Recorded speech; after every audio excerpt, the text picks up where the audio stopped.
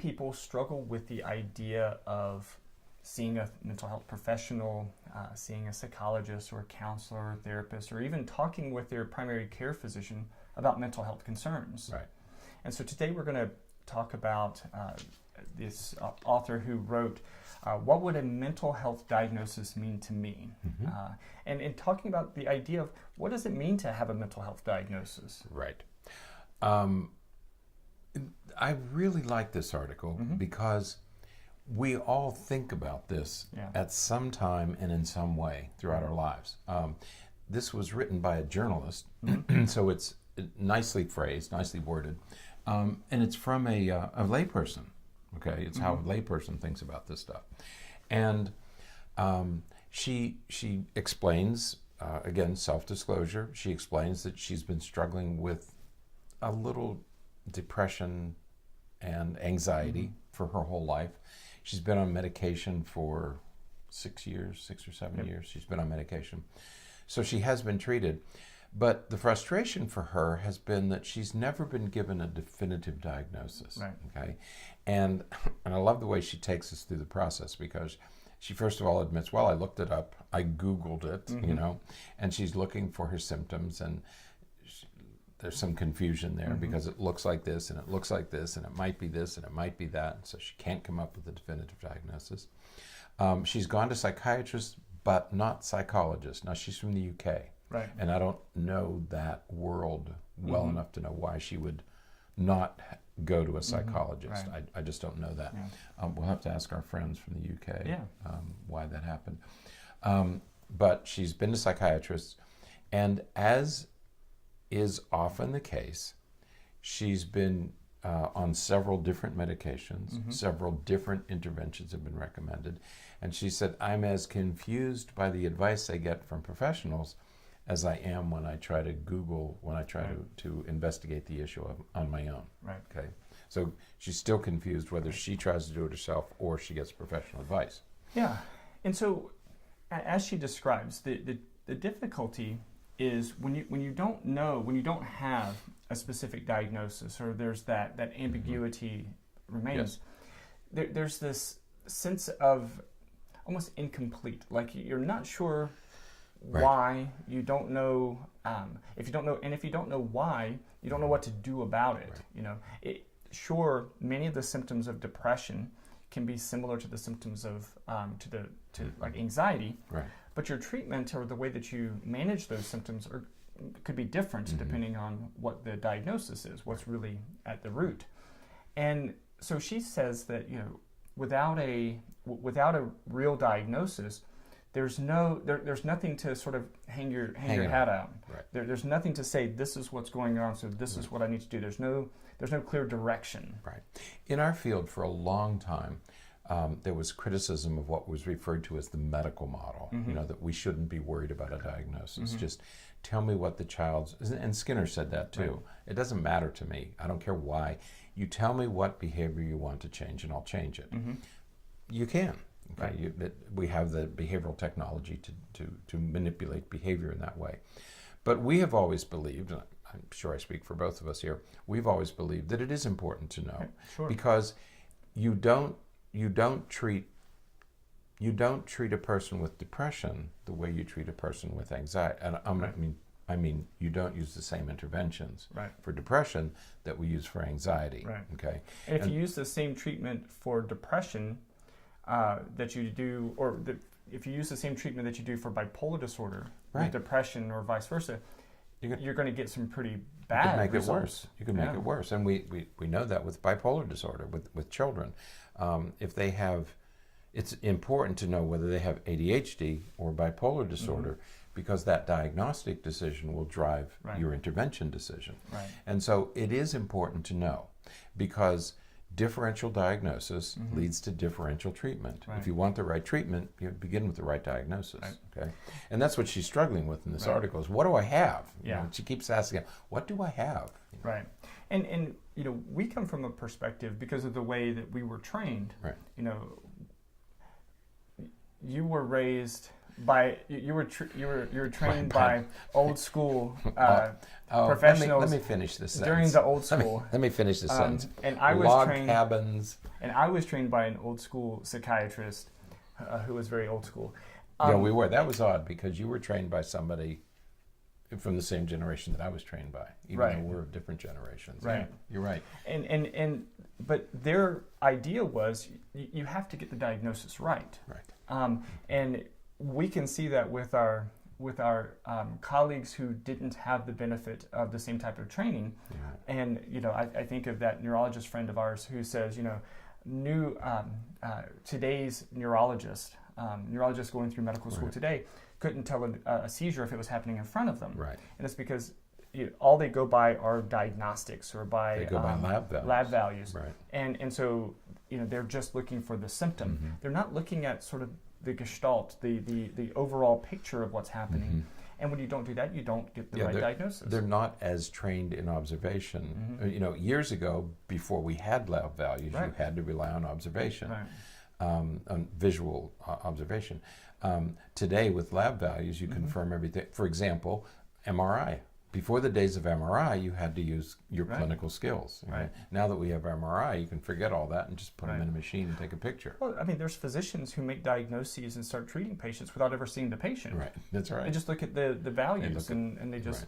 Right. And so she's absolutely right that, and she says, for me, seeking a diagnosis is a way of finding a reason and an explanation of why I feel the way that I do.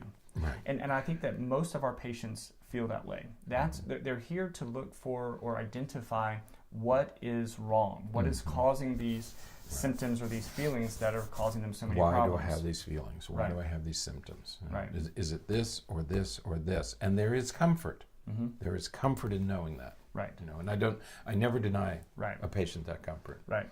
Now, there are two issues with this. Having said that, there are at least two issues. Right. I like to balance it out with three, but there's at least two issues here. The first is what often happens, and what happened to her, is that we often jump to diagnoses. We listen to, we hear a few symptoms, but we don't. Many professionals don't take the time to dig in and really understand everything well enough to be able to make an accurate diagnosis. Right. And so instead what happens is they'll go, a patient will go see one person and they'll ask questions that lead in a particular direction, and then you get that diagnosis. And you may see somebody else and their questions may be a little bit different and it'll lead in a different direction. That's right. But we jump to those diagnoses very, very quickly. We have to be careful of that.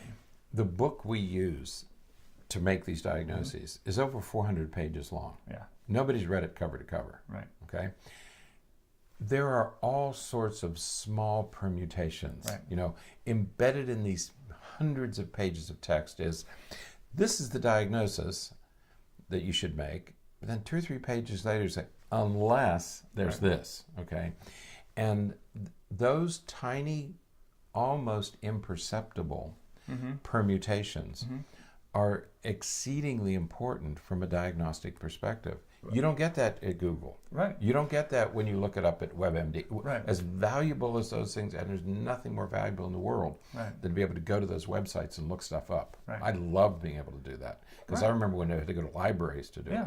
We had to walk in the rain to go to libraries. Well, and not just do you have those sort of exclusionary criteria and things like that, but you have the same exact diagnosis or the same exact symptoms that are for multiple diagnoses. Disorders. So you could have, has difficulty following directions. That could be ADHD. Refuses to follow directions. Well, that's an oppositional defiant disorder. So it's, difficulty focusing, difficulty concentrating. Easily distracted. Easily distracted. That could be ADHD. That could be depression. That could be mania. Anxiety. It could be any number of things.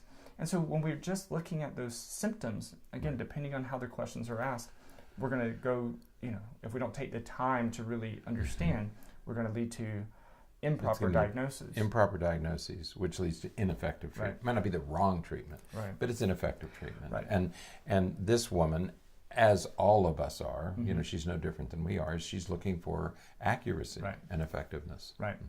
Related to that is the second primary issue, and that is, because I know that we've talked about this many times, not necessarily on the podcast, but certainly as we're working here in the office, and that is, we have a patient that comes to see us who has been to see other professionals perhaps, and they will come in and say, well, this is what I was diagnosed with, and they said that I need this treatment.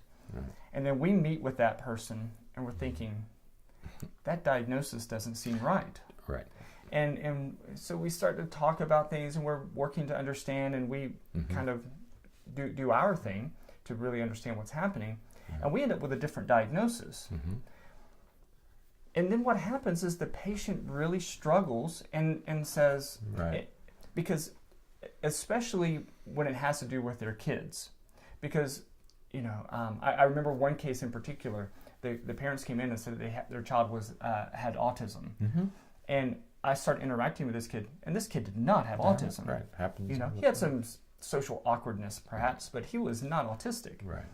And so I told her, I said, I don't think that this is autism. I think that this is some language issues. Right. I think that this is the approach that we should take. Right. And they never came back because they were upset. They had autism explained things to them well enough, and they were satisfied with that answer, whether it was right or wrong. They were satisfied with that diagnosis, and so they didn't want it questioned again. And so just as she's looking for a diagnosis to help for that explanation, we would encourage you strongly to be flexible, so that if you see someone and there are some potential changes or adjustments, talk with them about it and try to understand why there may be differences. Don't get so caught up that, okay, this answers it and that's it, period. I'm not going to do anything else, because.